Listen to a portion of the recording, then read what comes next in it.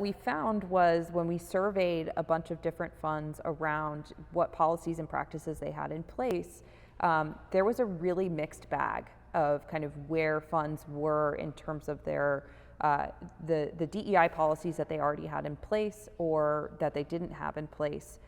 Some were a lot further ahead than others, but also, might have been really far behind on on different topics. And so the diversity VC standard was really a way for us to say, here is something that firms can look to as the guidelines for what to implement in DEI policies and practices to know that they're moving the ball forward.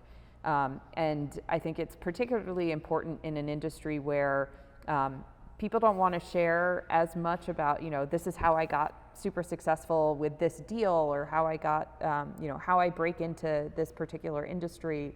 But DEI is something that works for everyone, and it works pretty similarly across different firms. Most firms have the same goals when it comes to DEI.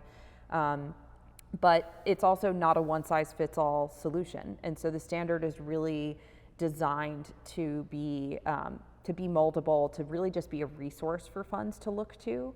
And so the way that it's constructed is it's an audit or assessment, effectively, of a fund's policies and practices when it comes to recruiting, HR practices, deal flow practices, and portfolio management. Those are the 4 buckets that we evaluate.